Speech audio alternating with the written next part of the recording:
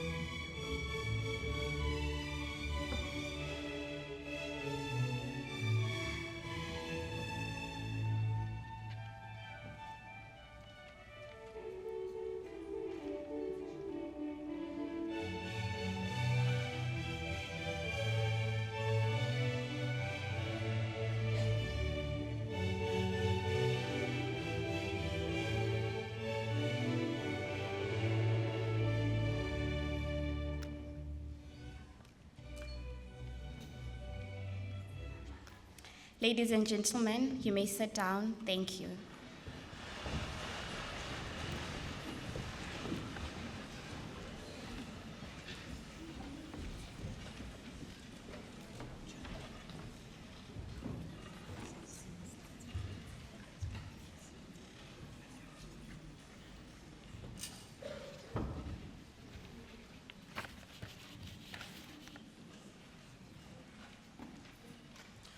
Good morning, ladies and gentlemen. Okay. Welcome to the Pharmacy Oath and Awards ceremony. First of all, congratulations to all our graduates that eventually made it. Clearly, caffeine works. Okay, I'm here to introduce our HOD, Mr. Naidu. So he's a pharmacist who has worked as an academic for 17 years, an industrial pharmacist for 5 years, a hospital pharmacist for 6 years, and he has also worked within the regulatory environment for 2 years, as well as locums in community pharmacy. He lives with his family in Dispatch, not far from a pub, and he's married with 3 kids, 5 dogs, and other wildlife that he shares his home with. He also has a garden. Ladies and gentlemen, please breathe together for Mr. Naidu.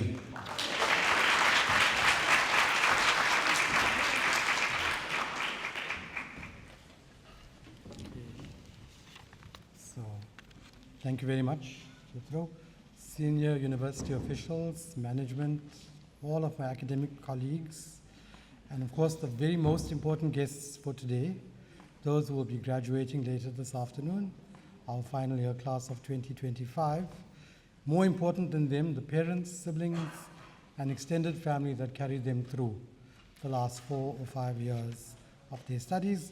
A very, very warm welcome to all of you. I'm going to start with a short mini lecture, really, in order to welcome you and prepare you for the way forward. I have on my slide a picture of the bumblebee, a beautiful animal, beautiful creature, very happy, very friendly bumblebee. There is a problem though. The bumblebee doesn't satisfy all the requirements of the lift equation. If we took the bumblebee and we gave it to our engineering department, if we gave it to MIT, if we gave it to Stellenbosch University, they would come back and say, this thing can't fly because its wings don't create enough lift. In order for anything to fly, there's an equation called Bernoulli's equation, and the amount of air passing under the wings has to be different from the amount of air passing over the wings, and that requires a certain wing strength, and it requires a certain wing length. And the bumblebee, sadly, doesn't meet that Because if you look at the bumblebee, everything's wrong. Its wings are too short, its bum is too big, its legs are too tiny. It's simply not designed for flight. It looks more like a cruise ship than something that should fly. But does the bumblebee fly? And the answer is yes. And the reason the bumblebee flies is because nobody told the bumblebee that it can't fly. Nobody told the bumblebee that its design is all wrong. And so the bumblebee, not knowing this, what does it do? It flaps its wings harder. It simply works at the equation until it lifts off the ground. And therein lies the message to you as graduates. The bumblebee wasn't created by flight engineers. It was created by the same guy that created eagles and watermelons and dogs and giraffes and giant oak trees. And in that act, every single thing that was created has a purpose. In theory, it shouldn't fly. Everything about it is wrong, but fly it does. It doesn't complain. It doesn't compare itself to an eagle. It doesn't say, look at the eagle has good wings. I've got these tiny little things. Look at the eagle lives on high, here I am among the bushes. It doesn't join a trade union. It doesn't say, I want weekends off. The bumblebee flies from the day it is born till the day it dies. If all the eagles died, that would be a very bad thing, but we'd still be okay. If all the bees died, we would starve, because the bees have one vital purpose: they pollinate crops. So the bumblebee, despite its various challenges, despite its difficulties, has a crucial role in our lives. And I want you to take that message with you when you go into the working world. Okay? Where do you fit into this? Okay? When you go into the working world, your wings may be too short, parts of you may be too large, okay? Your legs may be too inefficient, but you're working against people who have advantages. Okay? What's your opportunity there? Your opportunity is to flap your wings harder. Your opportunity is to make it work for you. Your opportunity is to take the challenges and turn them into opportunities. Every time something's missing, creates a gap for you to find an innovation around it. The bumblebee doesn't have big wings, so it flaps its tiny wings harder. This is you in the working world. The working world won't redesign you. It won't allow you to complain. It won't allow you to feel sorry for yourself. What it will say is, that's you. That's the stuff you have, bring it. And if you bring it, like the bumblebee, you'll be an asset to everyone. So that's my welcome message to our graduates, that remember, you've had the best time of your life already at university. Now you're entering another life. And in this life, nobody's going to feel sorry for you. Nobody's going to cut you any slack for what you think you don't have. You bring it, you show up, you put up, and you make it work for yourself. Good luck.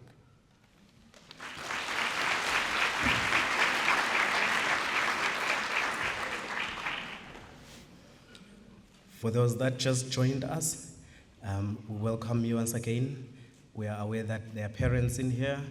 The graduates I welcomed you already. Also the students, especially those that represent PEPSA. We do acknowledge you. Okay, so next on the program, I would like to call Mr. Marco to come and do another introduction. Mr. Marco, sir.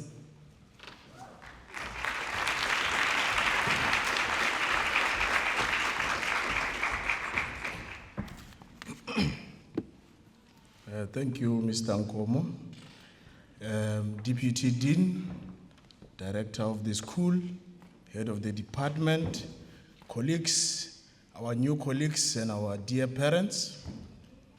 Before we go any further, HOD, I think it's important that we note that some of our dear parents come from as far as Malamulele, Ngiyane, Limpopo.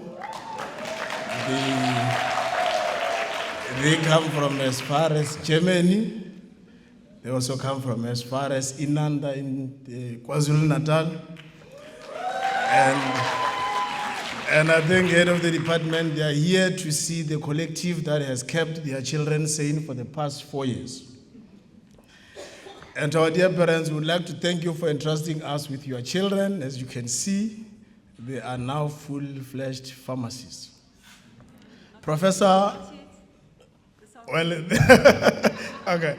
Professor Director, I can indeed confirm that the faces seated here today have confidently passed through all the phases and are ready to be welcomed into the profession.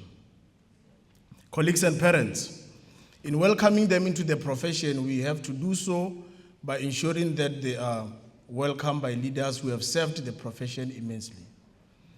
As a result, colleagues, amongst us is seated a leader that has contributed immensely to the profession.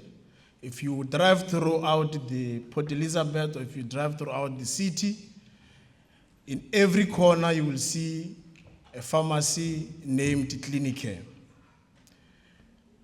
This leader founded his first pharmacy in 1984 with 3 staff members. And as we speak currently, he employs over 420 staff members. He currently has 22 Clinicare pharmacies, 1 distribution center, 6 clinic doc practices, and 1 Women for Life practice. As I indicated, that he currently employs over 420 staff members. Colleagues, he is a master's graduate from the same institution. He is also a certified PCDT pharmacist and a diabetic educator. He was also a finalist for Pharmacy of the Year Award and is also a top alumnus of this institution. Colleagues, I would also like to emphasize that today he's here to share with us a type of wisdom that you'll never find in any syllabus, type of wisdom that you'll never find in any textbook, even the pharmacotherapy one. Colleagues, from me to you or between us, if you ever get stuck or if you need any form of assistance, I think he's the man to approach between me and you, colleagues. Colleagues, parents, and our guests, please help me welcome Mr. Dean Skuman, the founder and CEO of Clinicare Pharmacies.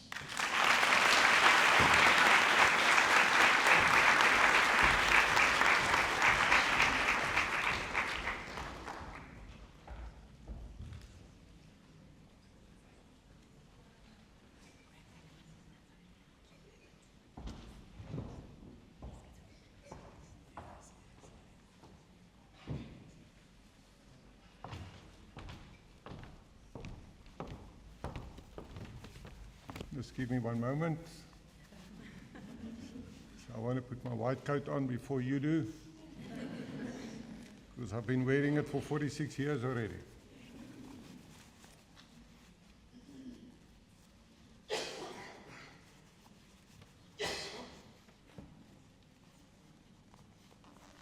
Okay.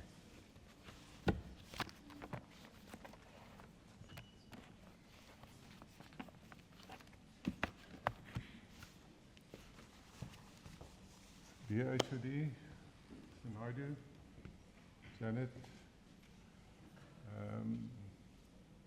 guests, parents, most importantly the graduates, and I'm looking for a face that I can't see here, which I expect to be here this morning, and if I don't, I should. Prof. Tritter. Sorry, here you are. It's really an honor and a privilege for me to address this audience today. Each time when I have the opportunity, it's an act of humility, and it's the sign of the grace of God in our lives. And when I walk out here today, don't ask me, when am I going to retire? Sorry. Thank you. Because I'm ready for that question, because for the last 5 years, everybody asks me at least twice a day, when are you going to retire? So the deal is when I start to lose my marbles. So If I repeat myself and I can't remember properly, tell me. It's the time for you to go now. Just want to put it into perspective quickly. In 1980, apple was a fruit. The cloud was that evil cloud that destroyed our weekends on the beach. There were no fax machines. Can you remember what's a fax machine? We still have photocopiers, and many people use them as anchors for their boats at the moment. There were no Google checks to check a quick interaction. Do they still print the Martindale? You still see them in print. Now, we used to use Martindales, pharmacopoeias to work through, and in a long time, after a long time, we could give the answers. The only constant between then and now is Barney's at the beachfront. I wish to share with you, which I call my 5 pearls of wisdom, which I hope, if there's one that you get attracted to, then that's a great win. I can't tell you my whole 46 years and my whole 46 years in pharmacy what was important. Your bee farm this afternoon that you're going to be capped with is not the end. This is the start. And the bee farm is the key to a world of wealth, of opportunities. Your bee farm is not going to make you wealthy. Your bee farm is not going to put money into your bank account. Your bee farm is the key to get you to the interview. Your talent is the one that's going to land you the job that you want. The hard work starts now. The bee farm now is like buying your vehicle, your car, where you can choose the tires you want, the color, where you can choose, do you really want a doof, doof, doof system in it or not? So my recommendation to you is start to color your vehicle. Start to color your bee farm ASAP, because it's, at the moment, it's a wonderful qualification, but it's still bare. And the bareness, I mean, it lacks the work experience. Because many of the things that I do on a daily basis, I wasn't taught at this school. I'm a very proud advocate of this school. This school gave me my bee farm, but I had to color it in through my life years, and that is important. So, in my case, I need to tell you quickly that you're going to find that you're going to work with a lot of generic medication. And just to have a bee farm is to be generic. So you have to find your own differentiator. Otherwise, you're going to compete in a big pool with like-minded and like products which are exactly the same. Become a specialist. Maybe it's asthma. Maybe it's an insulin-dependent pediatrics. Maybe it is senior citizens. But equip yourself with what is needed in your area that you're going to work with. So if you're going to work in a zone, in an area where there are many old age homes, don't go and do an infertility course. Do something that's going to match the environment. Become a champion of knowledge and develop uniqueness. Otherwise, everybody is generalized. You know what they say about it, a general practitioner, a GP. And I'm not talking down to GPs. My family, my kids are in that zone. A GP knows a lot about everything, but a specialist knows more about little. So distinguish yourself in your white coat by being referred to. Go to that pharmacist with a white coat that has just joined that pharmacy. He or she knows a lot about diabetes. Become distinguished for a specialized, you know the other stuff, but a specialized area.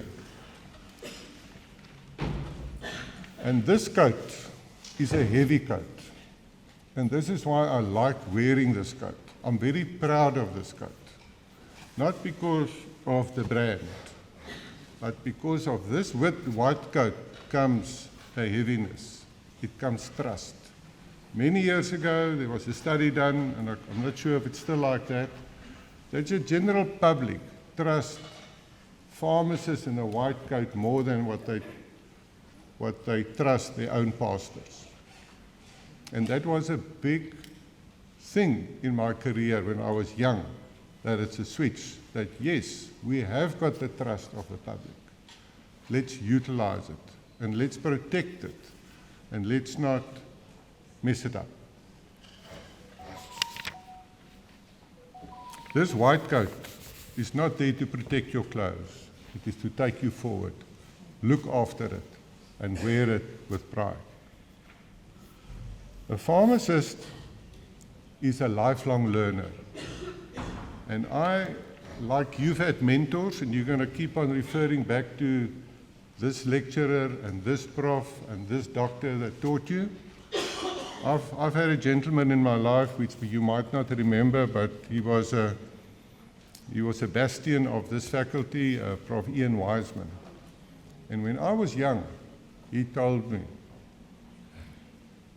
would you get into an aeroplane that is flown by a pilot that qualified 40 years ago as a pilot, and since then hasn't done any, which we call CMEs, courses of working on the new aeroplanes? And that stuck in my mind, and that made me hungry to learn and to be up to speed with everything that happens in our zone. Become an expert of new disease entities. When there was COVID, I can't tell you what speed courses we had to do to learn about COVID, to learn about the virus, to learn about drugs that work and don't work, but become hungry to learn more and become good pilots for the community you serve. Malaria is still the disease with the highest deaths in juniors in Africa. GLP-1 agonist is exploding. Everybody is talking about it. Don't let Mrs. Jones come into the pharmacy and tell you more about what you're supposed to know about GLP-1. So be on it, do your courses, read about it, Google, Mayo Clinic, be online, learn more. If you see something in the newspapers, read about it and be on top of it. Just to give my society colleagues some inspiration. One of the elements of dropping the suspension of your vehicle is join our society. join the Pharmaceutical Society. They give us information all the time, which is credible. They are your society to look after you. Pharmacy Council is there to look after the public, to make sure that there are rules and regulations. So for now, it's good to join the society. Many of the things that I was taught at this pharmacy school, things have changed. Not all of that is true any longer, the way we treat different entities. But at that time, this is what we had. This is what we were taught. So switch, go on with the teaching process and become a lifelong learner. And eventually, that in your community where you serve, you become the source. That they come to you and ask you about X, Y, Z.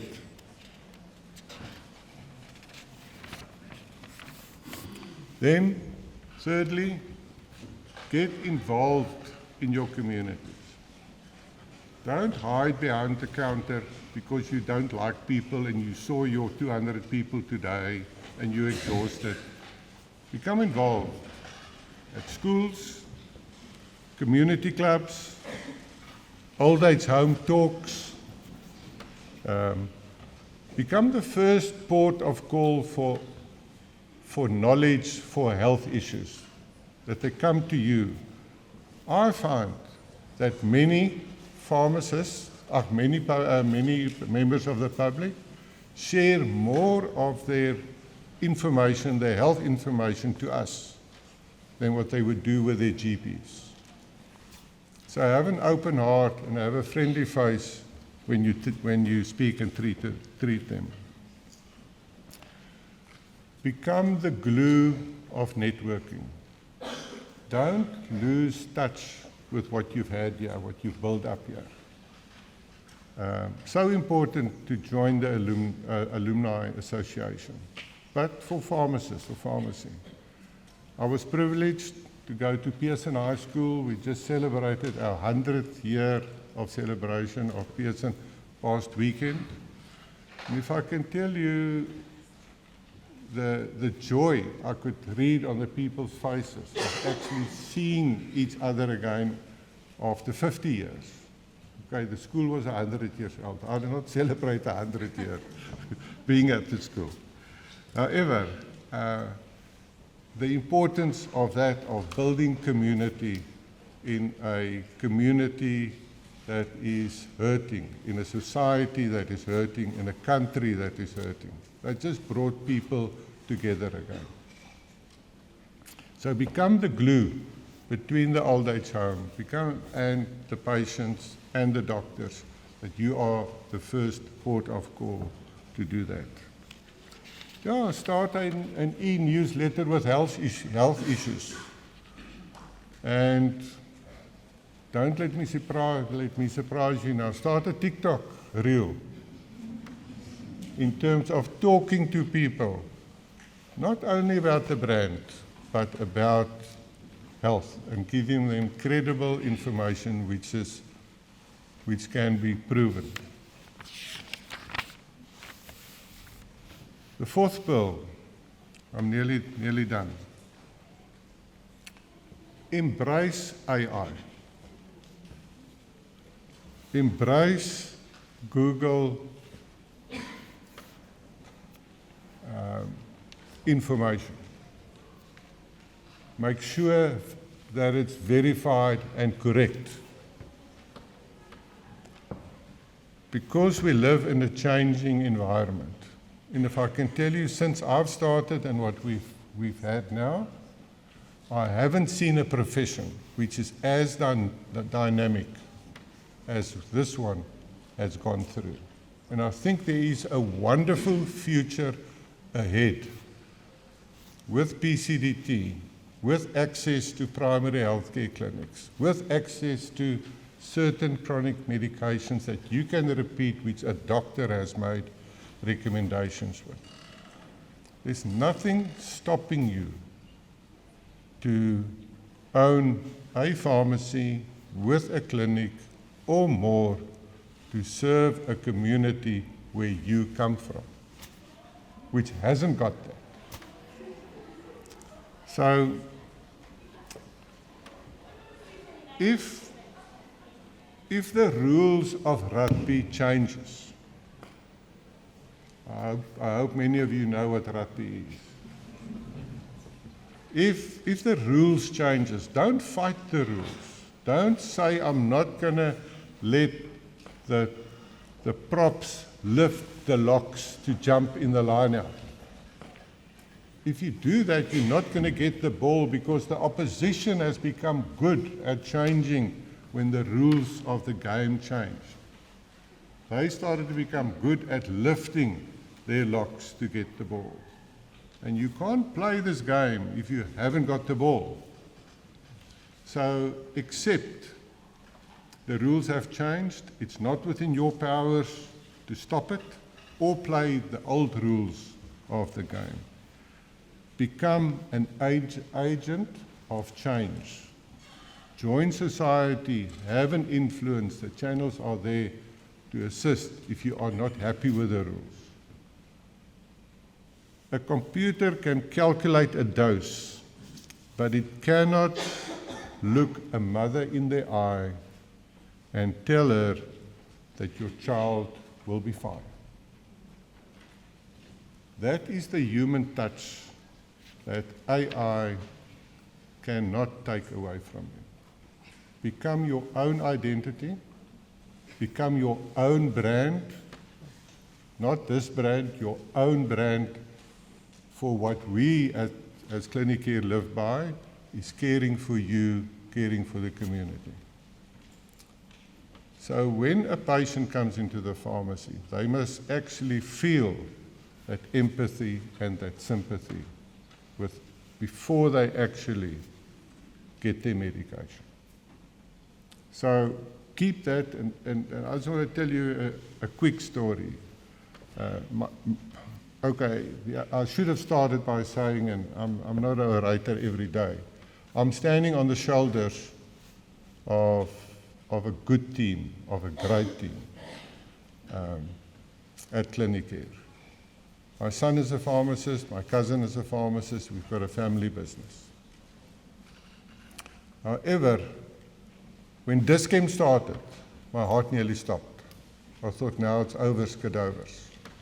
And then I was curious to go and visit other Dischems, but I couldn't do that in Port Elizabeth. So when I visited them at their varsities where they studied, at Bloem or at Potch, while I was walking in the aisle, stealing with my eyes, a lady shopper asked me, "Sir, can I ask you something?" So I said, yes. Now, I was in my shorts, I was in my traveling clothes, I had a golf shirt on, tackies. She said, I've got a daughter that lives in the UK. She's stressed out. Can I give her some rescue tablets? Now you must remember, I'm in somebody else's pharmacy in another city, in another town. So I said, and I asked her more, a couple of questions, and eventually she bought 6 bottles. So I said, why do you buy so many? I said, no, they can't find this product abroad. They'll rather send her 6 because she heard it was so good. You know what? I left it. About an hour later, I had coffee with my wife in a coffee shop. Behold, she came to sit 2 tables away from us. But it worried me. Why did she ask me? So I stood up and I said, you remember me? Yes, I saw you at the pharmacy. Yeah. I said, but why did you ask me those questions? So I said, you look like a pharmacist. So now I said, yes, that's great. Now if you can eventually look like a pharmacist, then you must know. Then you have changed a lot in terms of how you talk, how you care, information you give. So strive for that you eventually look like a pharmacist. In 1980, my year, like you are in now, we were dispensers. Today, you are clinicians, you are primary care gatekeepers for this country. You hold the keys to the medicine chest of South Africa. Don't let anyone take them away from you. Don't let anybody steal that from you. There are other opportunities other than just standing behind a counter.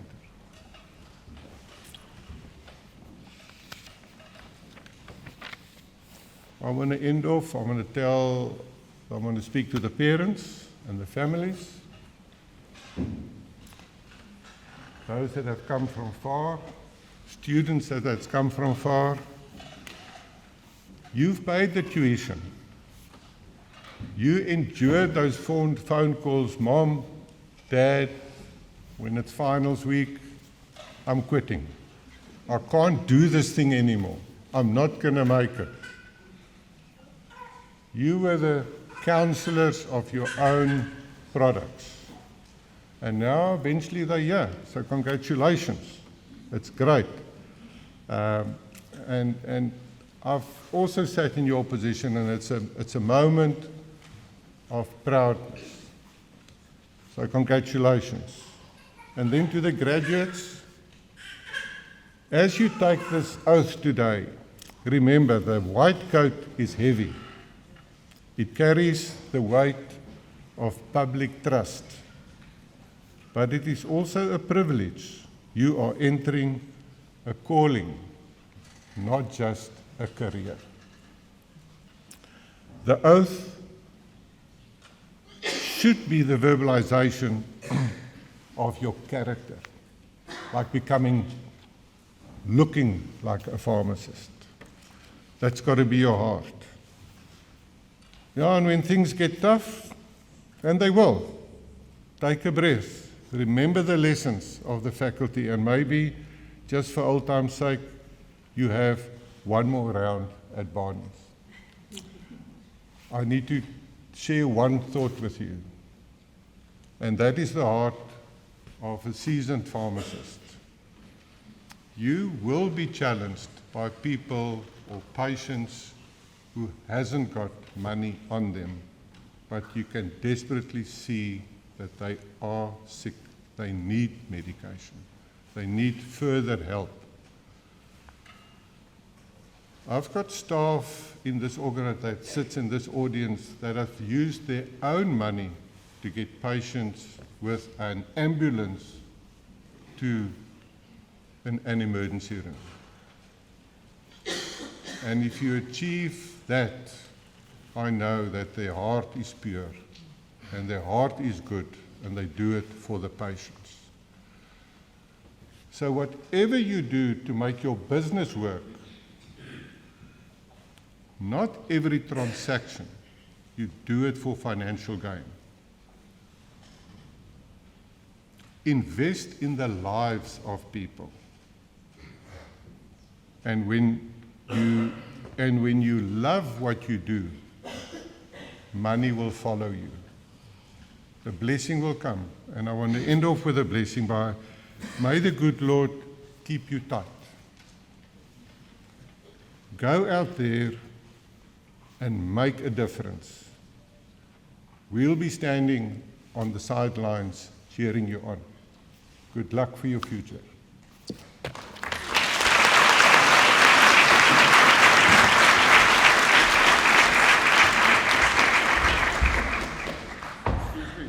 I forgot to say something about Prof. Trüter. Ilse, you keep on inspiring me. And for the rest of the audience, she did an internship with me. And she's overtaken. And she did it at the same time when she was doing a DCOM. She's an amazing woman. So Ilse, baie geluk, ek is bly jy is hier.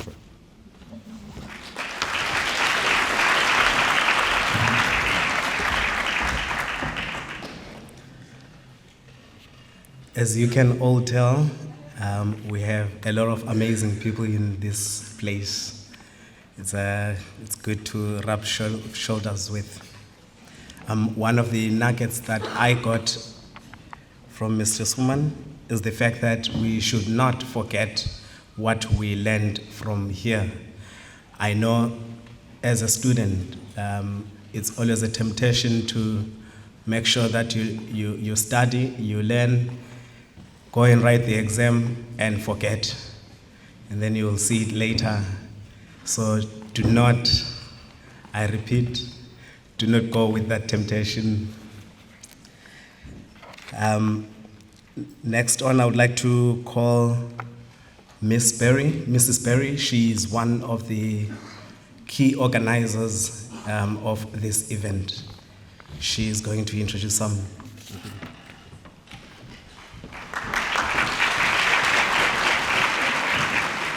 Good morning, everyone. I thought I could organize and get away with not doing a speech, but it seems here I am.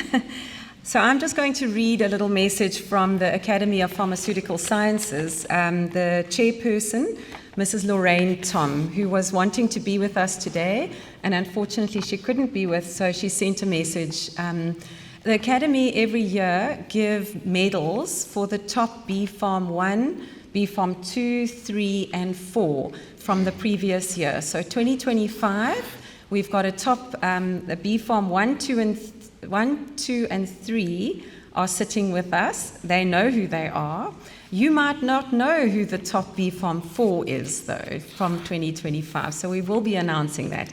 But along with the announcements, the Academy gives beautiful medals for each one of these students from the previous year. So a message from Lorraine. On behalf of the Academy of Pharmaceutical Sciences of South Africa, I extend my warmest congratulations to all graduates recognized at today's oath ceremony at Nelson Mandela University. This occasion marks an important milestone in your professional journey. For the graduates taking the Pharmacist oath, it signifies not only the culmination of your academic studies, but also a commitment to uphold the highest standards of ethics, care, and responsibility in service to society. We are especially proud to recognize the top-performing students across each level year of study.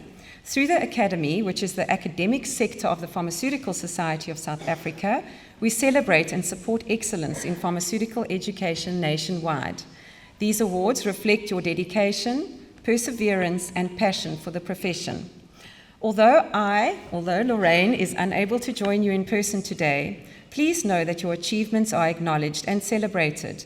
We wish all graduates and students, those that are still students, continued success as you progress in your career. Congratulations once again. Thank you.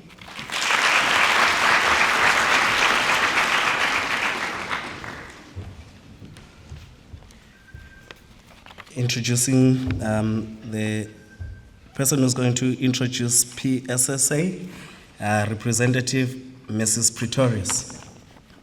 Please put your hands together for Mrs. Pretorius.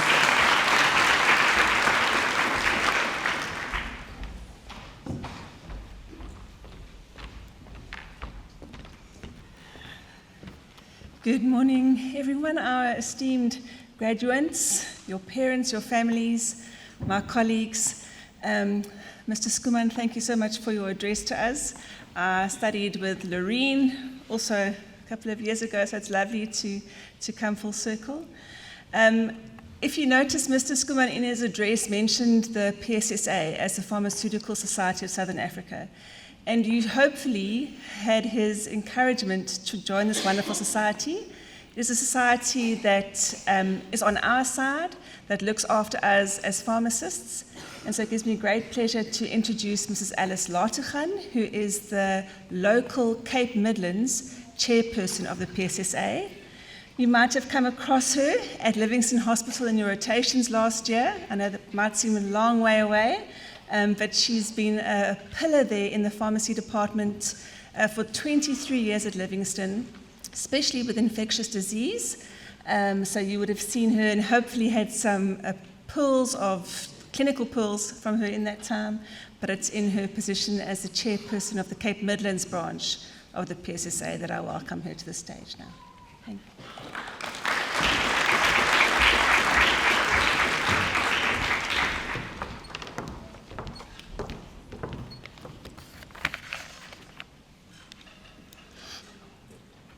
Good morning, ladies and gentlemen. All protocols are duly observed. Mr. Skuman, you beat me by 6 years of being a registered pharmacist. And you're lucky to can continue. I work for government, and therefore I must retire by the end of the year. I also want to thank you for sharing your experience with the graduates. It resonates with me. I also come a long way. And thank you for speaking positively about the PSSA. Our Cape Midlands branch has proudly sponsored the award for the top first-year student, pharmacy student, for many years. May it continue. We as a branch has also decided that this year we will give each of you a name badge, which you can wear from this day on. The Pharmaceutical Society of South Africa. Who are we? What do we stand for? If you look at the screen, you will see a summary of our core values and purpose of our society. I would like to encourage each of you to consider joining the society and becoming a part of a community that supports, uplifts, and advocates for our profession. As this is my final year as serving as chairman of the Cape Midlands branch, I would like to take the opportunity to thank the pharmacy department for their collaboration and support over the years. I also would like to extend my gratitude to the lecturers who serve on our committee. Not only do they represent the academy sector of the PSSA, but they also carry the pride and excellence of this institution. Today we celebrate achievement. To all the winners that will cross the stage, congratulations. Your hard work has brought you to this moment. To those not receiving any recognition today, remember, this moment does not define you. You are already in your internship, learning, growing, and shaping your professional identity. If you maintain a teachable spirit and work diligently, your recognition will come in time. Class of 2025, I wish you every success on your journey ahead. May you continue to serve our profession with dedication, integrity, and passion. God bless.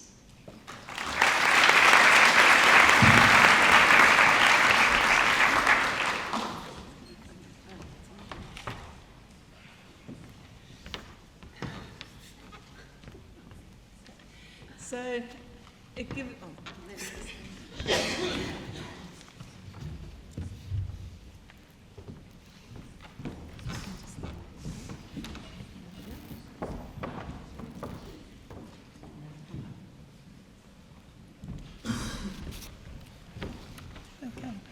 So it gives me great pleasure to announce the winner of the B-Farm First Year Award from 2025 to Ms. Anna Mashaba.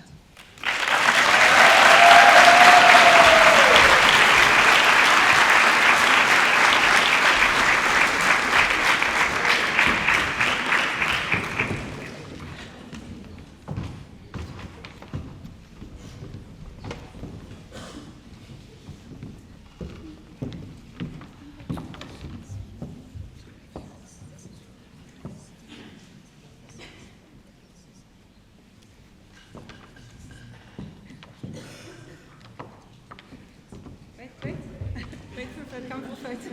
We're going to do photos as we go along. Quickly.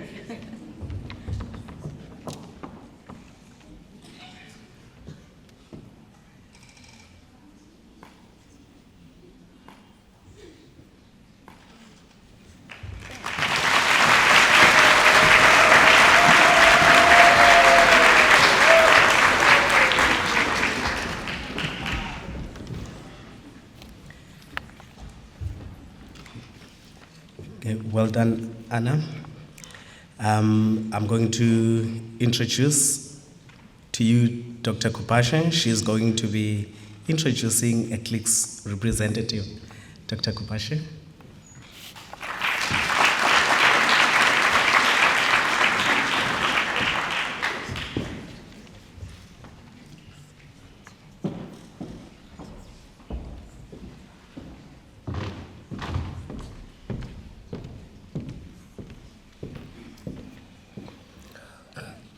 Good morning, everyone. I would like to extend a very warm welcome to the parents, to my colleagues, to our HOD, to you, Mr. Skuman, for always supporting the profession and our university, or maybe the department. And I would also want to acknowledge our Deputy Dean, who's amongst us, Professor Soji. Thank you so much for honoring this occasion for us. I am going to be introducing Mrs. Karen Duplessis. Mrs. Karen Duplessis is a graduate from our university, the Mandela University, also from the Pharmacist School. She completed her internship in a retail pharmacy and remained there for the first few years of her career. She later diversified her experience to hospital pharmacy, wholesale procurement, pharmaceutical warehousing, and finally corporate pharmacy, where she is currently the regional pharmacy practice manager for Clicks in the Eastern Cape. In addition, she holds a BPhil in marketing management and business management. Karen is passionate about pharmacy and the diverse opportunities that it offers our graduates across many fields. She is committed to ensuring that quality healthcare and good pharmacy practice is delivered, managed, and maintained within the pharmacies that she currently oversees. Now I would like to call on Mrs. Karen Duplessis on the stage.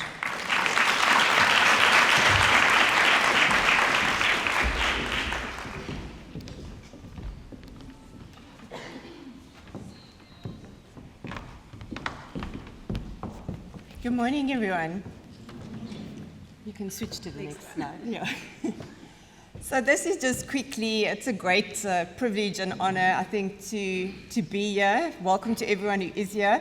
I think particularly I want to just say congratulations and a warm welcome to the graduates, because this is your day. This is where we really pause to focus on you. It's been 4 long years of lots of work, lots of blood, sweat, and tears. And it's an honor to be able to join you today and to share in the actual oath ceremony. I know the big actual ceremony is this afternoon, but really a great privilege to be with you today. So as a representative of Clicks, this is just to share with you briefly the Clicks story. You will see in 1969, the very first Clicks. It was way before I was even thought of as a human being by my parents. But the passion of a man called Jack Golden, he opened the first Clicks store. That was before pharmacies were thought of. And it's also a great honor and privilege for me to be here today with Mr. Skuman. I can recall being a student and joining pharmacy and moving into the retail world before corporate pharmacy was in the picture of the retail industry. And so I commend you. Of all the individuals in the city, he has most certainly stood out and beyond in how to maintain a retail independent pharmacy entity in an extremely successful and tough environment, and has grown a brand in Clinidoc that I think is completely unique in the country. So to you, sir, I commend you. Incredibly well done, and it's a great accolade to be able to see your pharmacy chain so successful in the city and beyond.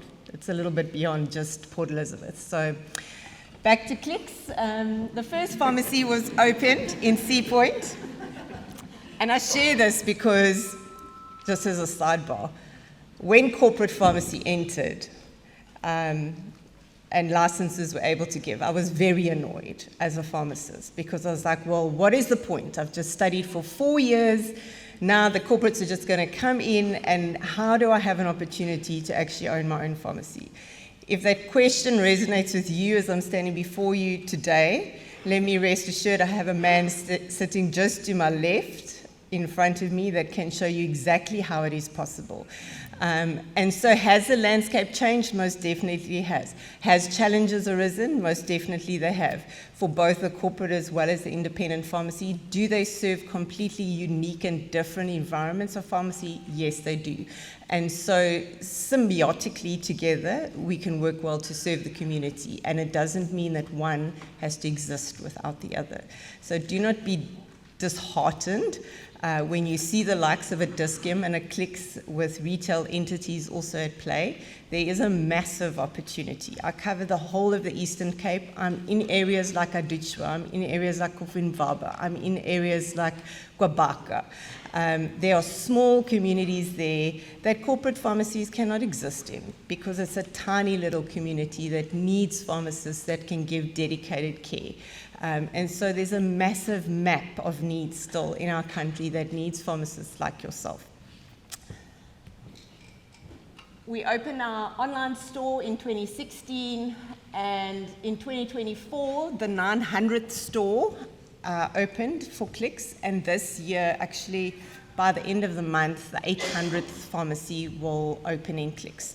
So as a brand, Clicks is not just pharmacy. You can see on the screen we've got 6 different entities that all form part of our brand besides just the Clicks pharmacy. There is also Clicks Baby, which is our unique baby concept store.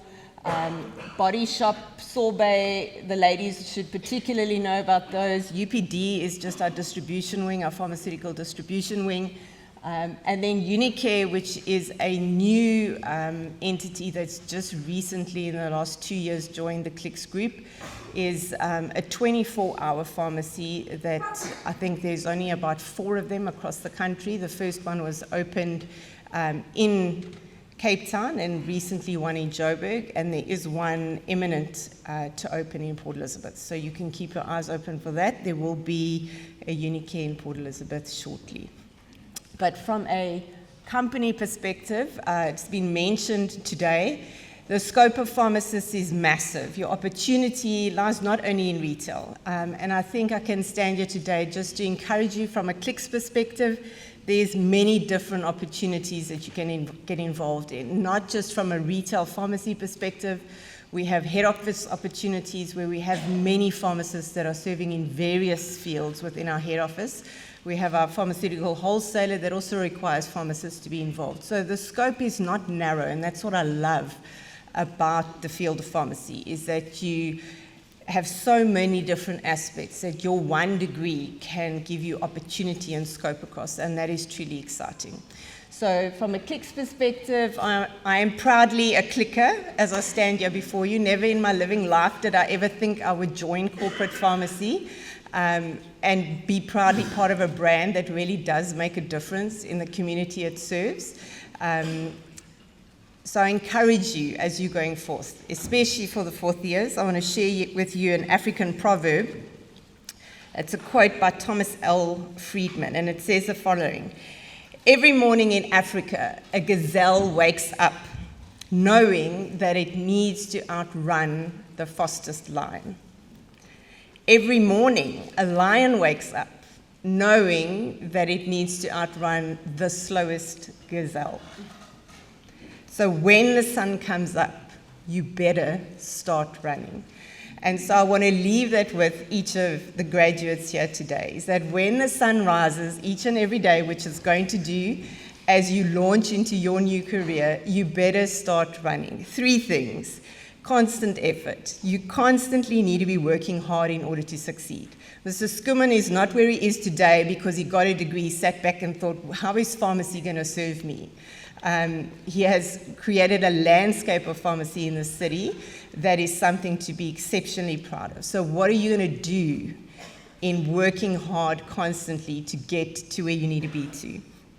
Secondly, urgency. You need to act immediately. Procrastination cannot be part of your equation. So look at where can I immediately get stuck in. If it's a patient, how can I immediately help that patient? If it's to progress my career, what can I do immediately? Don't allow procrastination to enter your equation. And then lastly, adaptability. Aim to always be faster, smarter, or just better than your competition. And so that will set you up for success as you, as graduates, into a brand new career that you can, the world is your oyster.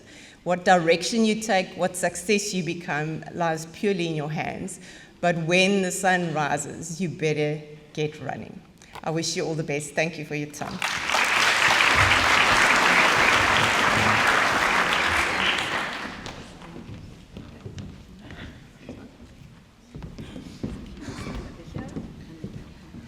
They always say we must save the best for last. I want to welcome all our graduates and congratulate them. You are all winners because here you are sitting here. It's just that in isiXhosa they would say inkwenkwezi ziyohluka ngobuqaqawuli.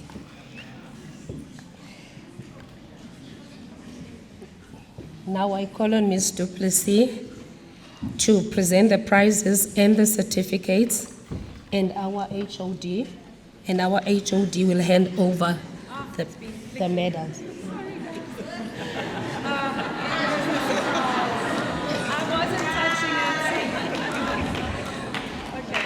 So, the prize for the second year goes to Ms. E. Tefo.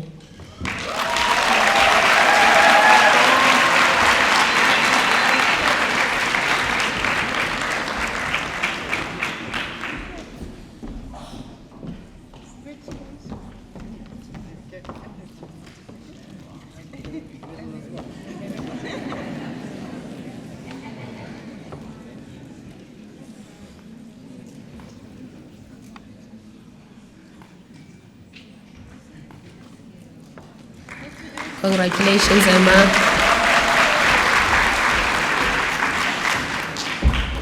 Congratulations, Emma. The third year prize goes to Ms. Zeitka Verster.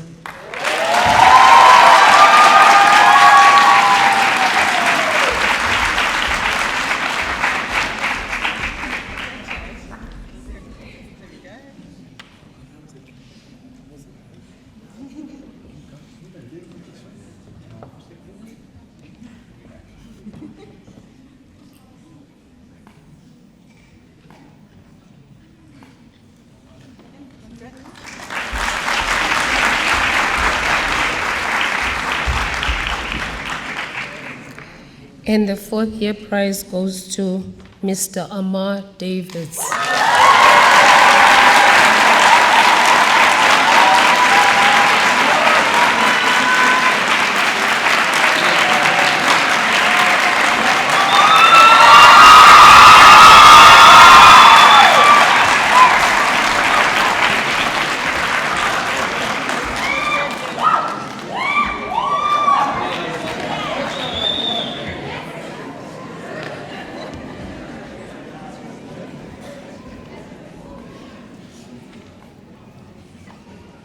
Congratulations.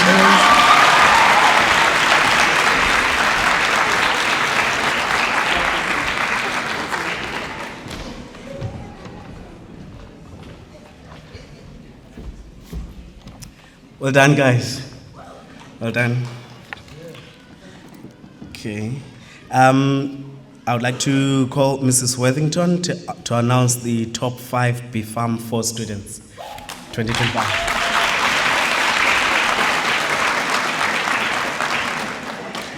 Right, so Mr. Naidu once again is going to hand out the prizes. And as the BFARM liaison lecturer every year, it's wonderful to get to know these students. And these are very, very deserving academic achievers. So in 5th place is Ms. Kayla Claassen.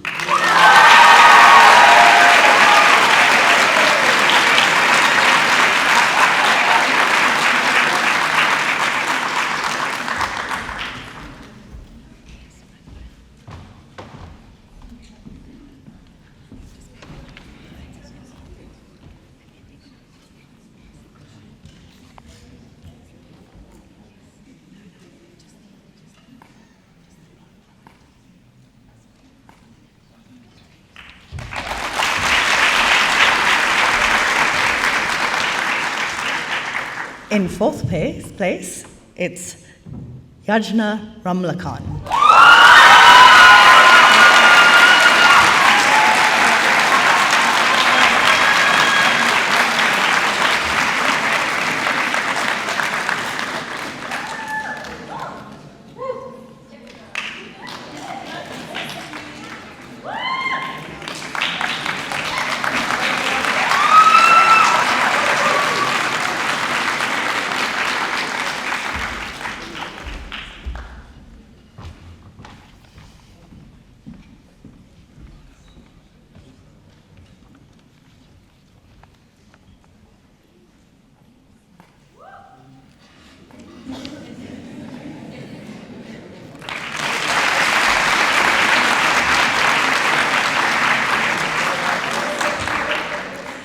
In third place, we have Anda Nkenshani.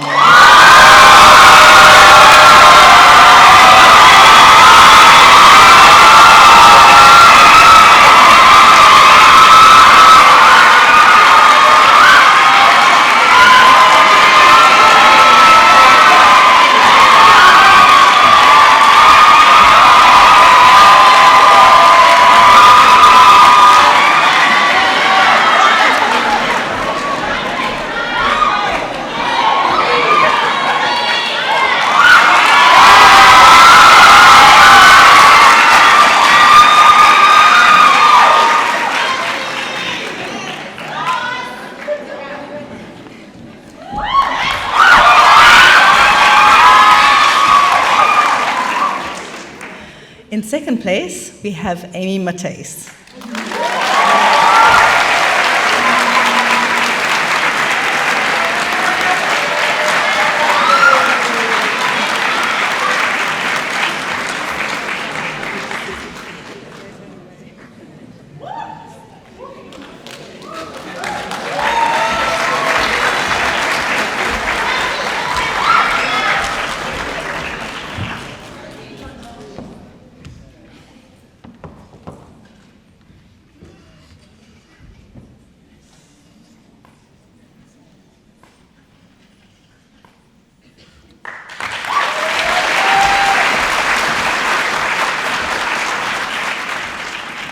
And surprise, surprise, in first place, we have Anwar Davids.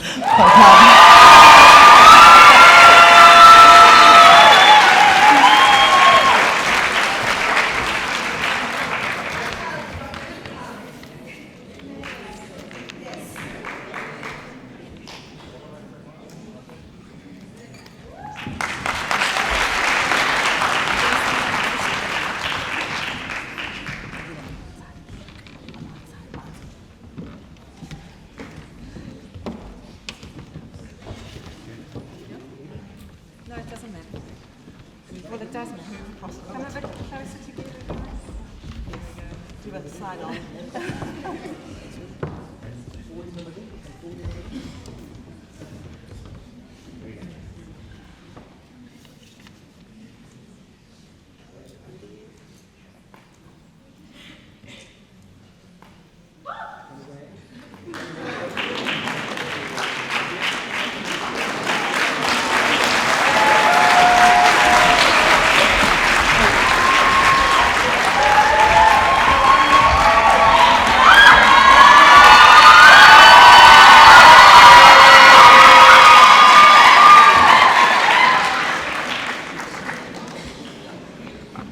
Wow. Okay. Well done, guys. Next on the program, we'll be introducing the clinical awards, or rather giving out clinical awards, and Dr. Kritiotis Germanis is going to do that for us. Dr. Kritiotis Germanis, ma'am.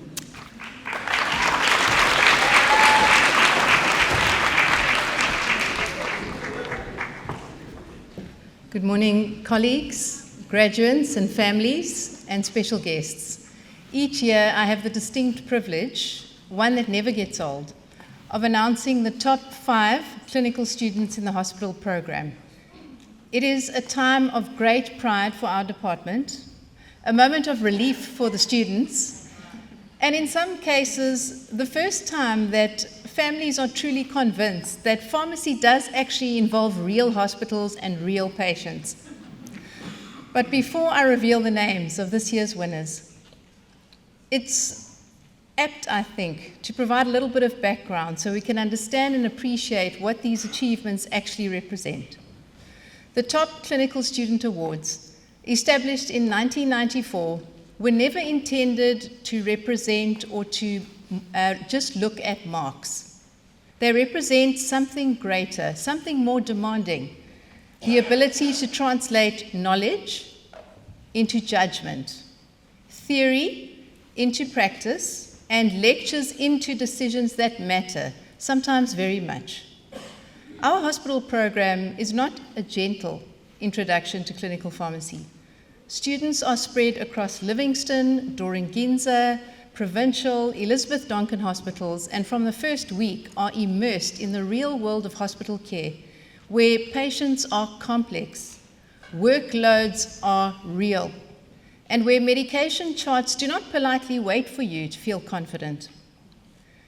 They screen patient files, analyze cases, justify therapeutic decisions, make pharmacist-led interventions, write weekly clinical reports, and respond to drug information requests, often discovering that a simple question very rarely has a simple answer. Many also join ward rounds and learn very quickly that multidisciplinary teamwork is less about hierarchy and more about clarity, courage, and communication. Assessment in this program is intentionally rigorous. Marks reflect teamwork and individual accountability, portfolios and presentations, written reasoning, and clinical judgment. So to perform consistently well requires focus, stamina, and a certain tolerance for discomfort.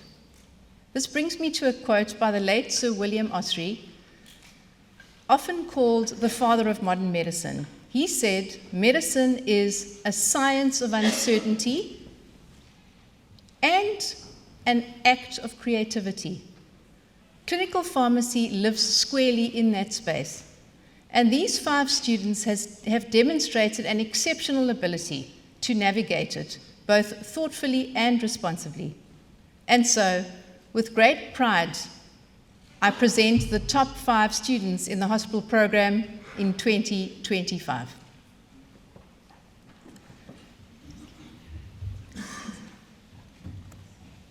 So we're going to call the students individually.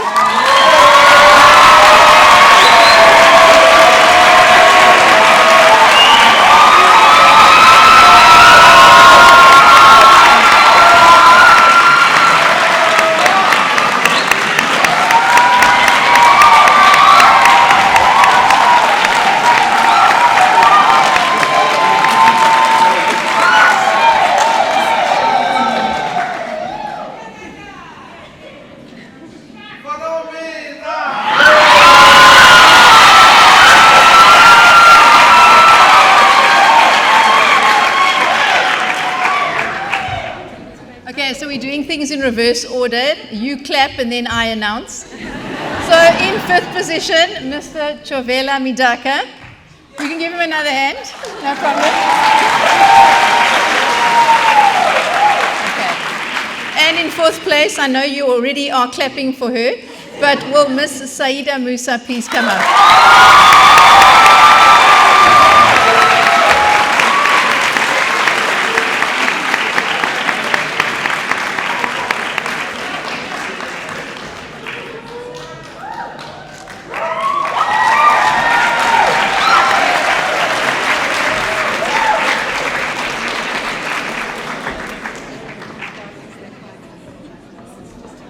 Okay, and then in 2nd place. I thought you knew 3rd already. In 3rd place, Miss Tabelo Rachitanga.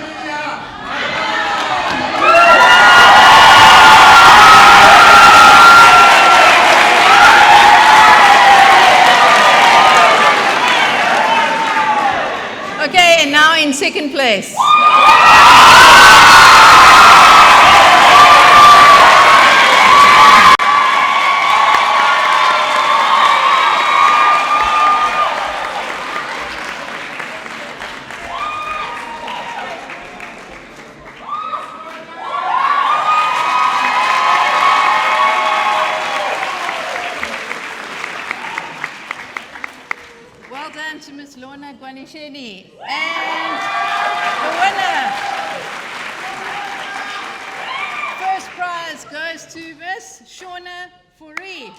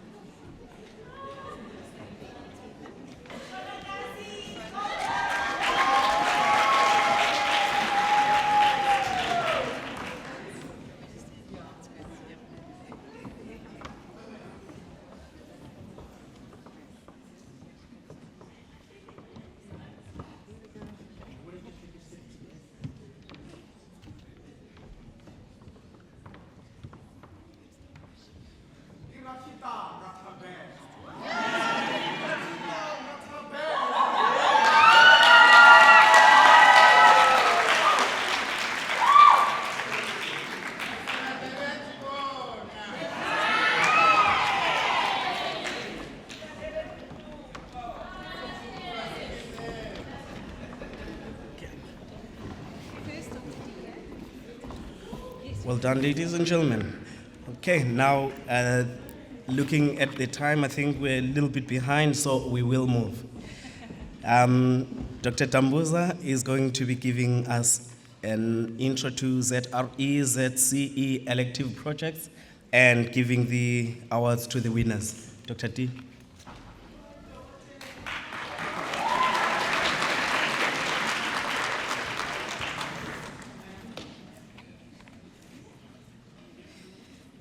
Good morning, everyone. A special greeting to our honorable guests, sponsors, and stakeholders, the faculty management, our deputy dean, Prof. Soji, you are welcomed, our director of school, Prof. Truda, and also, she's also our localist lecturer, she's a pharmacist. A special greetings to my colleagues, people that I treasure with all my heart. The parents, the most important people in the room, the parents. They are the ones,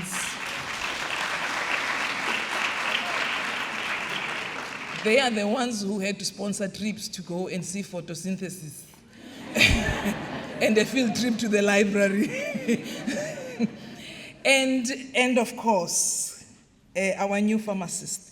Shine, class 2025. Shine, shine. Okay, I'm here to talk about our research projects. We've got our research modules. We've got two modules, both carrying 18 credits. We've got the pharmacy research project and we've got the pharmacy select topics. They're almost the same. The other one is pure research and the other one is just a short course and a mini project. But the main aim of these projects is to introduce our students to the principles of research. As Mr. Skuman has mentioned, that after you graduate, you're going to go out there and you need to polish your car. You need to put those rims, you need to put those, and research is usually one of the areas that students will come back to us and say, I want to do research. It's one of those things that will entice the ambitious pharmacists. So in this module, we teach scientific writing, how to write scientific. You're not writing a letter to your friend. You're writing a letter, you're writing a scientific document, especially if you have to propose and you want funding to a big company, you have to write properly, in a more decent and formal manner. Literature review writing, how to review literature, referencing and paraphrasing. We avoid plagiarism like leprosy. it is against the law, and we emphasize that to our students. We teach them how to write a proposal and how to draft a methodology in many facets of pharmacy. You're talking pharmacology, pharmaceutics, you name it, and and pharmacy practice. How to apply for research funding, because at some point you're going to apply for funding. Ethics. We teach them about ethics, both animal and human ethics. How to collect data, how to analyze data, how to interpret the data, how to articulate it, how to write it down. And then at the end of the year, we have a party where the students come and showcase their work. Others will bring their posters, and then others will come on the stage and present on the podium their presentations. So today, I am so excited. Unfortunately, because of time, we can't call the top 3. We'll just call only the top groups, the winning groups, and then the rest can collect their certificates from Ms. Obongwana after the ceremony. And I also want to acknowledge a sponsor from Clinicare. As you can see, we've got a beautiful shield over there that was sponsored by Ms. Maxine Skuman, soon to be Dr. Maxine Skuman, because she's our PhD candidate, so we are prophesying that title. So she came and she donated that shield so that we can record our winning students that perform well in clinical research. So now I am going to call the first group. The first group that I have is the ZRE 400, which is the research projects. I would like to call Amma Davids, Shoana Fori, Saida, and Amy to the front.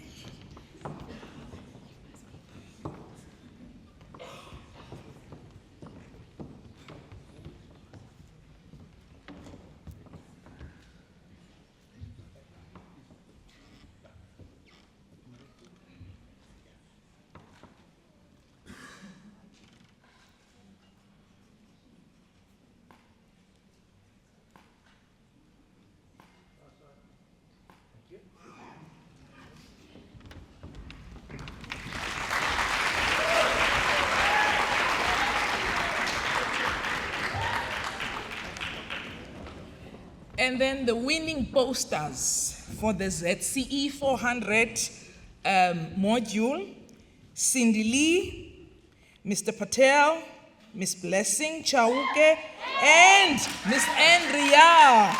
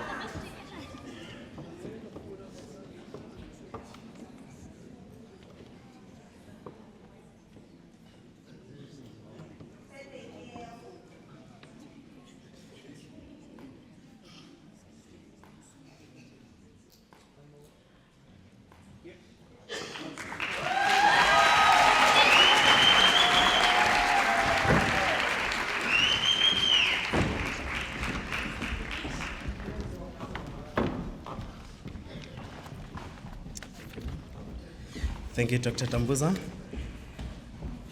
Okay, we will now be presenting the most professional graduate, and Mrs. Vogelbrock is going to introduce that student. Ma'am.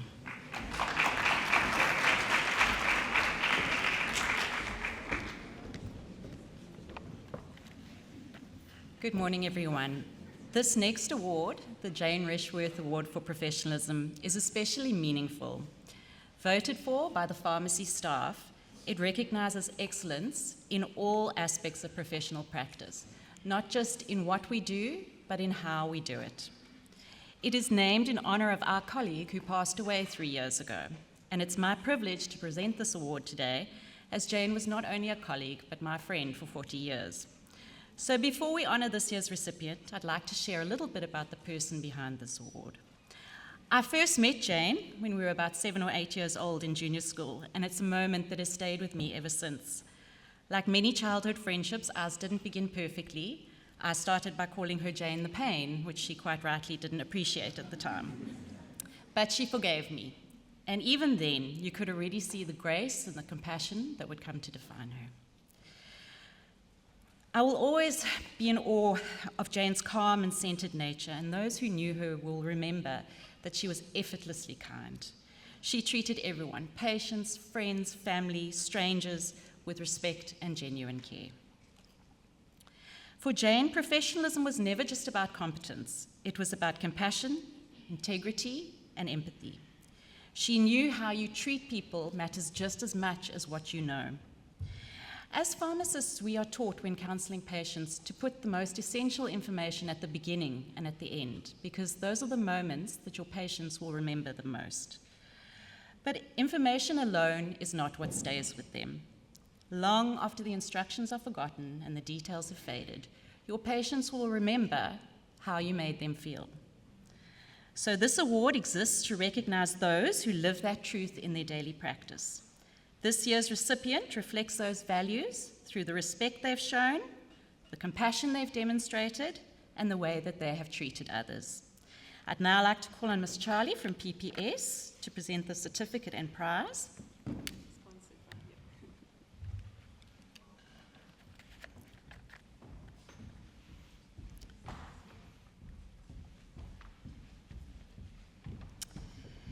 It is my privilege to announce that this year's recipient of the Jane Reshworth Award for Professionalism is Balisa Sazela.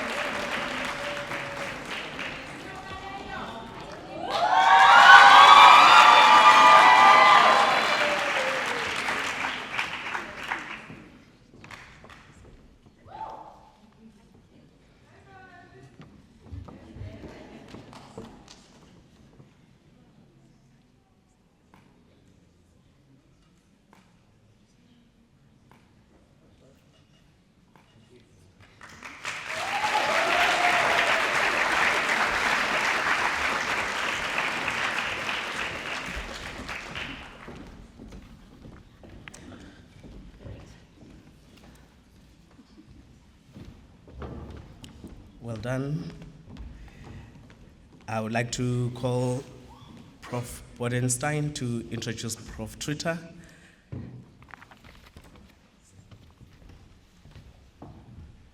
Good morning to all the distinguished guests, our sponsors, parents, graduates, students, colleagues, our HOD, Deputy Dean, and also our school director. I now have the honor to introduce to you Professor Ilse Tritter, and she's going to speak about the induction into the profession as well as the pharmacist oath. Before I do that, I just want to read a brief biography. Prof. Tritter is a distinguished professor in the Department of Pharmacy, leader of the Drug Utilization Research Unit, DURU, and director of the School of Clinical Care and Medicinal Sciences, in our Faculty of Health Sciences. She holds 2 doctorates in pharmacy and also in business management. She has completed the International Accredited Travel Medicine course, is a registered pharmacist, and is a member of the WHO International Advisory Group for Drug Statistics Methodology. Research-wise, and this is a big achievement, she's an NRF-B rated researcher. Her research field is pharmacoepidemiology and also clinical pharmacy. She has authored 146 peer-reviewed research articles, it's a big achievement, 5 chapters in books, and 163 articles in professional journals. Furthermore, she has supervised 25 master degrees and 12 doctoral degree studies to completion. She's currently supervising a further 9 postgraduate studies and students, and she also serves as an associate editor of 2 international journals. So not only local journals, but international journals. The list goes on. I'm going to read the last part. She's an elected member of South African Pharmacy Council, a fellow of the PSSA, and a council member of the South African Association of Health Educationalists. She's a fellow of the International Society for Pharmacoepidemiology and one of the regional leads, the ISPE African Regional Interest Group. A lot to mention, and as far as I can know, she's always been there, setting this excellent example, teaching, research, and the profession. Prof. Treater, welcome.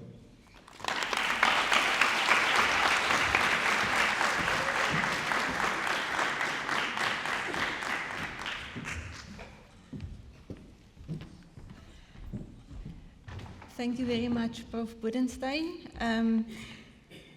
Graduates, not yet graduates, graduates, BPharm 1, 2, 3, and 4 prize winners, guests, parents, colleagues, and also Deputy Dean.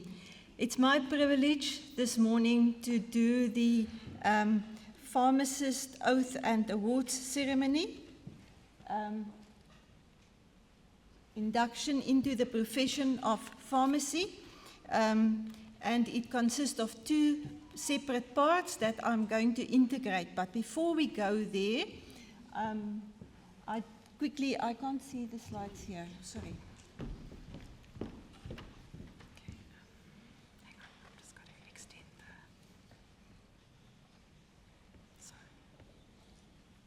I'm a lecturer, but it's pressure. Okay, so let us continue while we're waiting for the slides to appear. Okay, thank you very much. So, just presentation view, and then we're ready to go.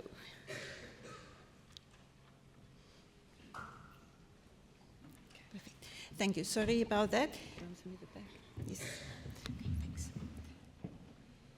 Even with that CV, one can still struggle on the stage. Okay, there's always an opportunity to learn. Colleagues, very welcome this morning to a once-in-a-lifetime opportunity to go through the experience that our graduates are going to go through today. There's a big wide world out there. We are in South Africa, and we have at the moment about 63, 64 million people in South Africa. I want to tell our soon-to-be BPharm graduates where you fit into this bigger world. I took this from the Pharmacy Council website on Friday afternoon. At that stage, there was just over 1,100 interns. That is where you are now. Out of a population of 64 million people in South Africa. Community service pharmacists less, pharmacists just over 18,000, specialist pharmacists only 7, and then our total number of pharmacists 20,000, just over 20,000 pharmacists. So you need to picture yourself as one pharmacist out of 3,200 approximately people in the profession of pharmacy. We're not including technicians and assistants in this, mid-level workers. I want to tell you today that you are unique.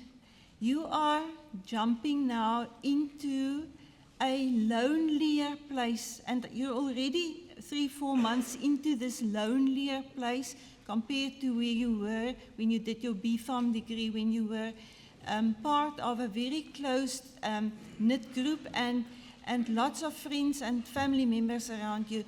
The mature world is often a lonely place. But you have been adequately prepared for that. Today we are going to focus on the oath-taking ceremony. With the oath comes a certain responsibility, actually a huge responsibility, because now it is you and the patient, your customer, that you will have to serve. There's not always a book or a laptop or AI or a person to help you. Often you're going to be the person who will have to make huge decisions or important decisions in terms of the healthcare of your patient. With the responsibility, there's accountability. It is based on a specialized theoretical knowledge. That is what you have, what we have given you the past 4 years of your career. There's institutional preparation. There's patients, clients rather than customers. There's autonomy, and then also the ethical code of conduct. Thank you very much to Mr. Skuman for putting on his white coat today. That is very important because the profession of pharmacy, we're still wearing a coat, not always a white coat, sometimes it's slightly different, but the white coat stands very strong in our profession. As Mr. Skuman did his whole presentation, as a typical good seasoned pharmacist with a white coat. Thanks, Mr. Skuman, for setting the scene for this short introduction to the white coat. The donning of the white coat is a century-old tradition. It originated in scientific laboratories to symbolize and incorporate scientific principles in the practice of medicine. In 2010, Mr. Clive Stanton, who was a former national president of the Pharmaceutical Society of South Africa, he initiated the concept of formally recognizing the induction of our newly qualified pharmacists into the profession by way of also the white coat ceremony. Why a coat? Mr. Skuman already said, yes, it's not only to protect your clothes, but also to signify the transition from study into practice, to be identifiable in your work environment. You're also going to wear a name tag. On the one side, you've got your pocket. On the other side, you are wearing a name tag to identify you as a pharmacist, part of the health profession, healthcare team looking after patients. This comes with a huge responsibility. There are articles, interesting articles, that have been published on the significance of white coat hypertension. Because if a patient meets, or a person meets a person wearing a white coat, usually their blood pressure will raise a little bit out of respect and maybe a little bit of anxiety for being confronted or being helped by a healthcare professional. You can read up on in these articles how many millimeters mercury the blood pressure is raising, but it is significant, it will affect, and that's why we usually, when we start counseling patients, we will first talk a little bit to the patients, calm them down a little bit before we will actually let them take their blood pressure, just to make sure that the white coat hypertension effect is not going to be recorded. The profession of pharmacy is also, part of that is also the oath. very important for our ceremony today. In 1999, the Pharmaceutical Society of South Africa officially started for new pharmacy graduates to entering the pharmacy profession to cite the oath in public. I also did it many years ago, but it was in the PCSA office, and it was a very small ceremony. Today we do it in the open, like today, in front of our peers and also other members of our profession. Originally, the oath was only in English and Afrikaans. In 2012, one of our BPharm graduates, Mr. Kacha, initiated that we also translate the oath into one African language after liaising with the PCSA head office. It means translating, back translating, and again translating, typical like in research when we do translations. And then NMMU, Nelson Mandela Metropolitan University at that stage, was the first university offering the pharmacist oath also in an African language. In 2021, another BPharm graduate asked us, can we also do it in Sepedi? So it was the same process, also translated into Sepedi, another first for our pharmacy school. In 2021, as you may recall, the pandemic hit us, and for the first time for 2 years, we held virtual oath ceremonies. In 2022, it was a mask ceremony, and then since 2023, again, the ceremony as we are going to have today. So this is the pharmacist oath. You have copies of the pharmacist oath. In closing, I just want two further slides to show you. You all know about Mother Teresa. Mother Teresa said, I cannot alone change the world, but I can cast a stone across the water to create many ripples. As a graduate from Nelson Mandela University, we say, change the world, but we cannot change the world alone. We work as part of a healthcare team with our other healthcare professionals. But in our little acts of kindness, our humble way of treating our patients, and our expert knowledge that we have, over a lifetime, you will make a difference to the community where you serve. Yes, back to the world. On Saturday morning, Artemis 2, I don't know how many of you watch the news religiously, but Artemis 2 circled around the moon, and then they reached the furthest space ever that humankind has reached from Mother Earth. Okay? Miracles are happening. Miracles are happening every single day. We need to move also our profession forward.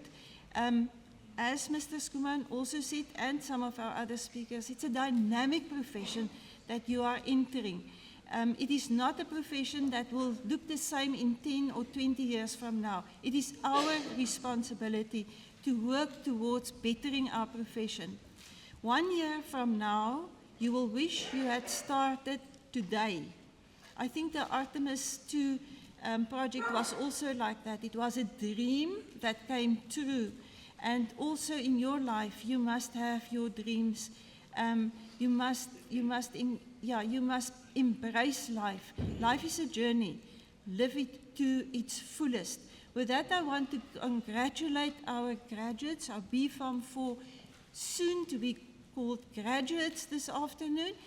May your journey be smooth, full of not obstacles, but challenges to overcome, because it is by challenges that we grow and become better. With that, I am then going to end this and ask all of you, all our soon-to-be graduates, to stand up, and in where you are, just to stand up and to put on your white coats. Face us, please, to the front and put up your white coats.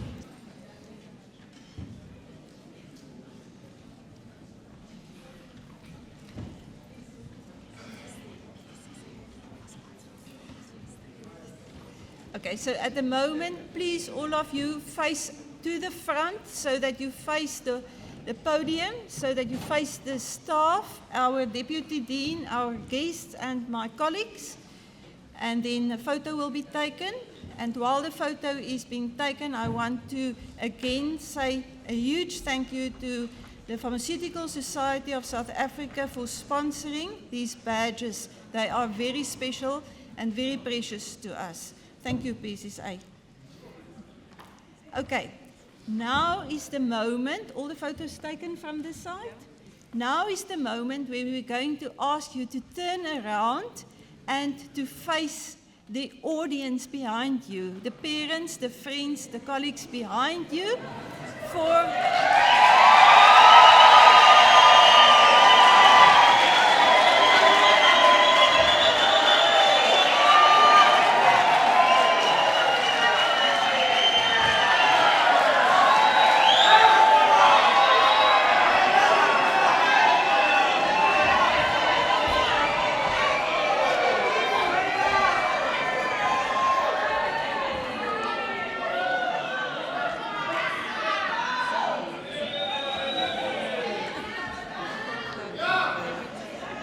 Okay, thank you very much.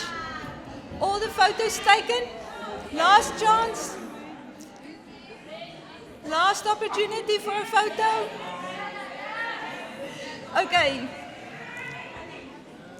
Our graduates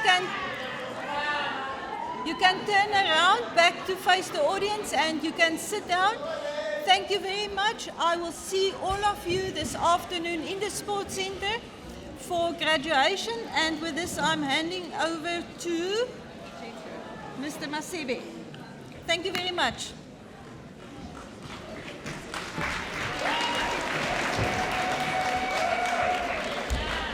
Okay, good morning everyone. Thank you very much, Mr. Nkomo. In the interest of time, today we've got 4 groups. 3 groups will read their oath in English, and then the 4th group will read it in isiXhosa. So please, when I call upon the group, you must please make your way quickly to the front so that you can come and recite it. We're starting off with group 1. Okay. Don't be scared. Go to the front. Okay, group 2, make sure that you're going to be ready.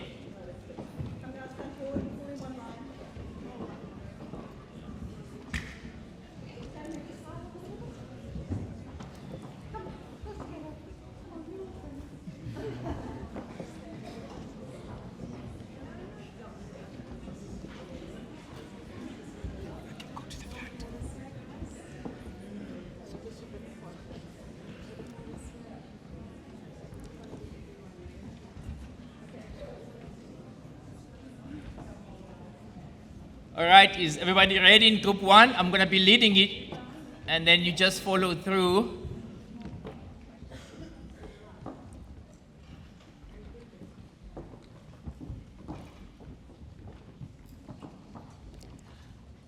All right. In acknowledgement of the ultimate destiny of mankind, and in the presence of my teachers, my peers, my family, and all other witnesses assembled here today, I... Okay, guys, you must talk with. You must talk with. Remember, it's your oath. I think let's start again. Let me start again. You're going with him, okay, guys? Okay, 1, 2, 3. In acknowledgement of the ultimate destiny of mankind, and in the presence of my teachers, my peers, and family, and other witnesses assembled here today, I, as a pharmacist, solemnly pledge to devote myself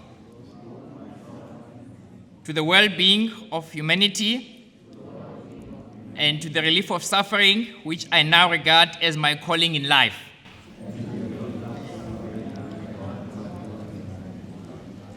To obey and maintain the ethical standards of the pharmacy, to continuously renew, augment, and improve my knowledge and expertise in order to fulfill the obligation of the pharmacist.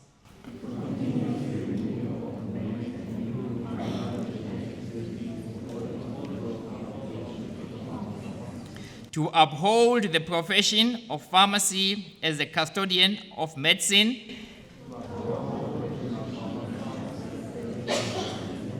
and I regard medicine as the instrument entrusted to me to protect and improve the quality of life.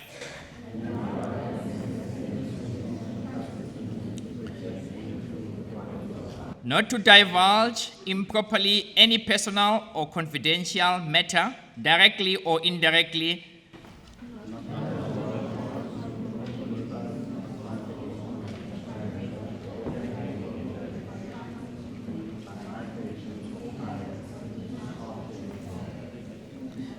that my primary goal will be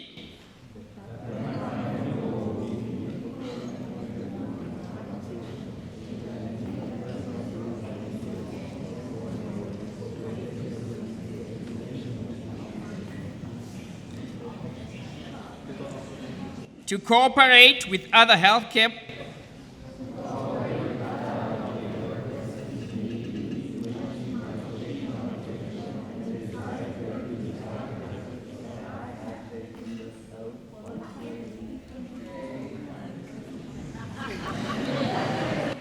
that I have taken this oath voluntarily in full realization of the confidence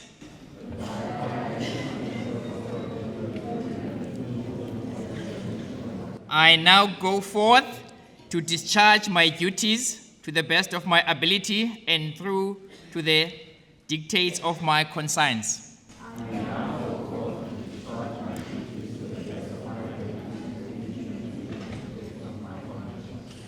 All right, a big round of applause to Group 1. Thank you. Okay, you may leave the stage this side.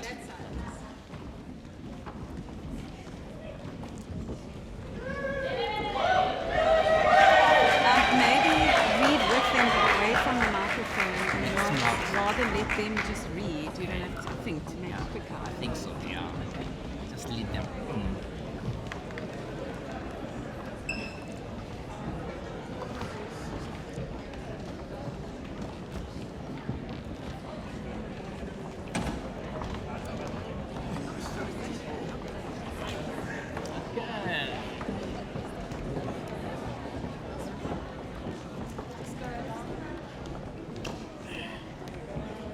Go all the way to the end.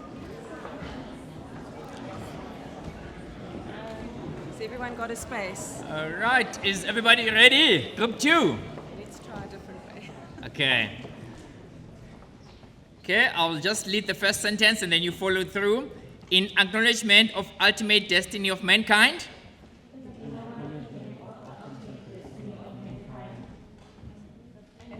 Okay, carry on, yeah.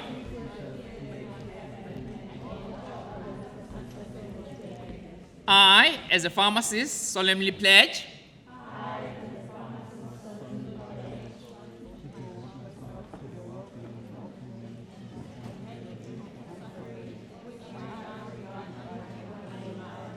to obey and maintain the ethical standards of pharmacy, to continually renew, augment, and improve my knowledge,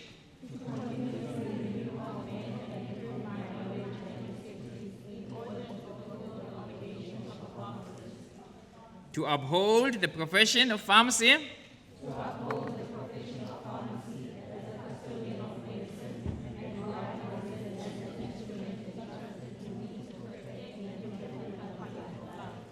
not to divulge improperly any personal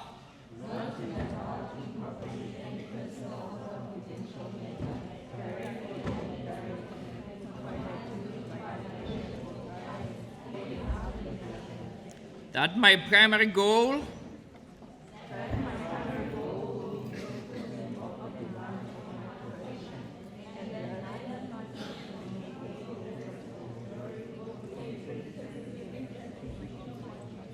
to cooperate with other healthcare workers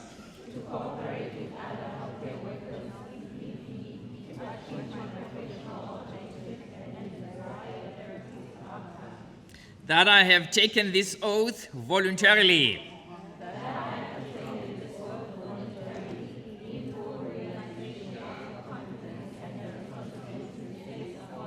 I now go forth to discharge my duties to the best of my ability and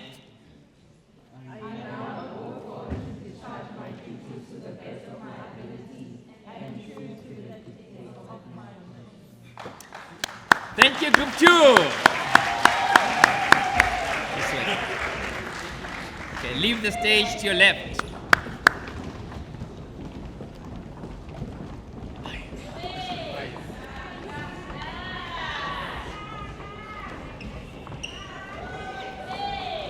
Okay, so some to the front, some to the front, some to the front.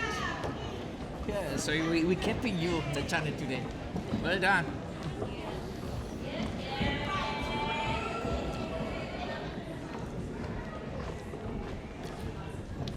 Okay, so that's Group 3, English. Okay, is Group 3 ready? Not yet, okay.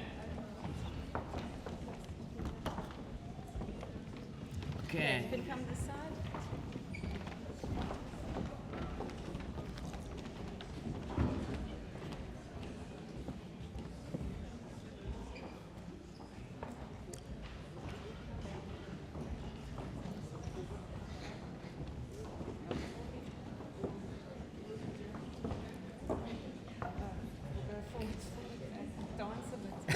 Group 3, are you ready?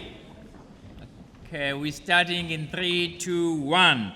In acknowledgement of the ultimate destiny of mankind,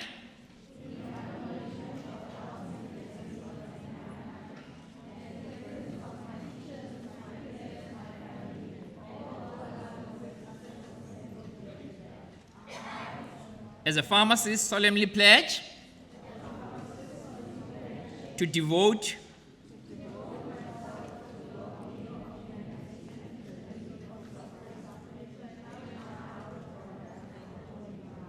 to obey and maintain the ethical standards of pharmacy, to uphold the profession of pharmacy,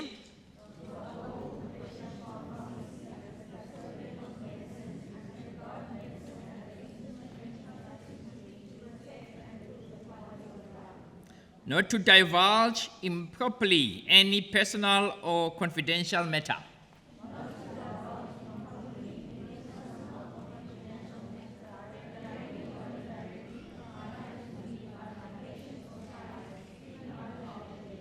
that my primary goal will be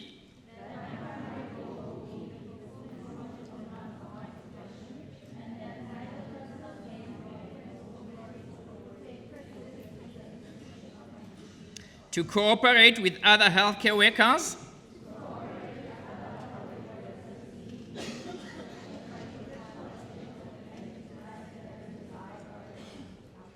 that I have taken this oath voluntarily.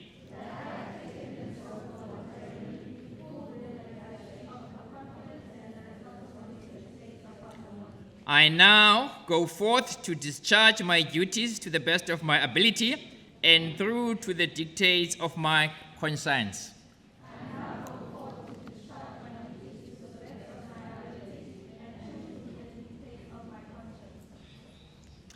All right, thank you, Group 3. Well done. Okay, to your left. Okay.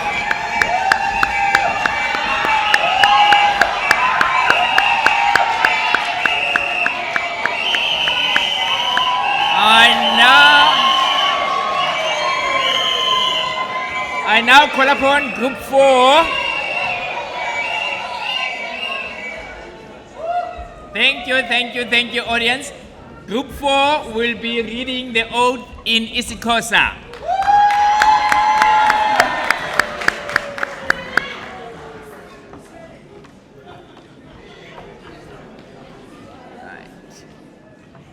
Group 4, are you ready? All right, let's give them a chance, please. Okay, let's get Group 3 seated first. before we move to group 4.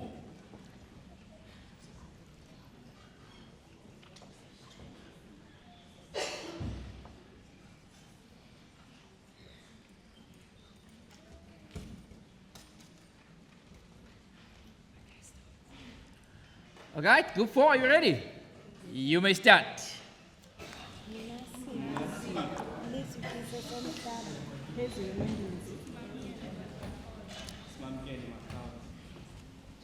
Njengosomayeza ndiyafunga ngokuzinikela ekuphileni koluntu kunye nasekuphuculeni ingqaleko. Oku ngoku ndikuthatha njengobizo lwam ebomini, ukuthobela kunye nokugcina umgangatho weenqobo ezisesikweni zikasomayeza. Ndiqhubeke ndivuselele, ndandise kwaye ndiphucule ulwazi lwam kunye nobungcaphephe ukuze ndizaliseke uxanduva lophando mayeza. Ndiphakamise umsebenzi wophando mayeza njengomlondolozi mayeza, njengesixhobo esinikelwe mna ukukhusela kwaye ndiphucule umgangatho wobomi babantu. Ndingavezi ngokungalunganga nayiphi into eyomntu okanye izinto eziyimfihlo, ezithe ngqo okanye ezingathanga ngqo, ezithululwe kum ngumguli okanye umxhasi, nokuba kusemveni kokusweleka kwam, ukuze injongo yam yokuqala ibe kukufezekisa iimfuno zomsebenzi wam, kwaye akukho nzuzo yam okanye unxanelo oluza kuthabatha inxaxheba ekwenzeni umsebenzi wam. Ndisebenzisane nabanye abasebenzi bezokhuthalelo emfundweni ukuba kukho imfuneko ukuphumelelisa iinjongo zomsebenzi wam, kwaye ndinqwenelela iziphumo eziphilisayo, kwaye ndithathe esi sifungo ngokuthanda kwam. Big round of applause to group 4. All right, to your left. All right, thank you very much. Thank you.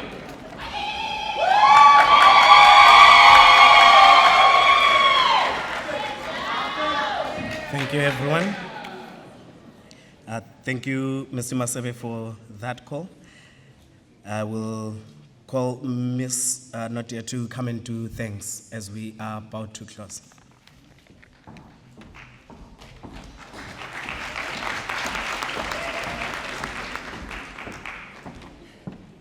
Good afternoon. Yes, it's afternoon. Okay. Good afternoon, dear graduates and special guests. I know that chairs get less comfortable as ceremonies go on. So let's conclude this first part of the day by acknowledging that today didn't happen on its own, and many people deserve our appreciation. To our graduates, thank you for all your hard work and for believing in yourself. I know, and we know, it wasn't easy. To your families, your loved ones, your support system, especially those that are here today. It takes a great effort, patience, love, kindness to do what you've done for our future pharmacists. Thank you. I also like to take a moment to genuinely thank the incredible people who gave us their time today. Our keynote speakers, Mr. Skuman, Mr. Naidu, Prof. Truter, and our stakeholders, Mrs. Duplessis, Ms. Charlie, Mrs. Latterhan, Ms. Eslar, and our Mr. Mutley. Thank you. Thank you for sharing your wisdom. Thank you for your words of encouragement and for always supporting and having our students' best interest at heart. To our colleagues from other departments in the health science faculty, Prof. Soji, to Dr. Mansfeld and Ms. Klassen, thank you for making the time to be here today. We know this is a very busy time of the year. To our presenters, Ms. Pretorius, Mrs. Vochelbroek, Mrs. Worthington, Prof. Bodenstein, Dr. Dambuza, Dr. Kubashe, and Dr. Kritiotis Germanis, Mr. Masebe, and Mr. Mako. Thank you for being here one last time for our students. To our pharmacy staff, who also joined us today, thank you for being so passionate about our profession. We do make a great team. To PEPSA, thank you to Ms. Nodia and the chairperson, Ms. Kolo. Your smiles and positive vibes didn't go unnoticed today. Thank you. And to our organizers, a heartfelt thank you to the organizing team, Ms. Berry, Ms. Bumazela. Your consistent efforts over the last couple of months are exactly why today's oath ceremony has been possible. Thank you for bringing all of us together in such a seamless way. Thank you to our media and photography specialists, Mr. Zukile, Tabiso, and Michael. Without you, today's event wouldn't be so beautifully captured for eternity. Thank you to our MC, Mr. Nkamo, for keeping today running so smoothly. And last but not least, thank you to Ms. Zaze, Mrs. Kuberg, and Mr. Gedze for lending their helping hands behind the scene. We truly appreciate it. And before I say goodbye, I just want to leave you with one last message. Winning is being better today than you were yesterday. Every day, allow yourself to be challenged, as is the only way you can perform better in life and win. Thank you, and see you soon.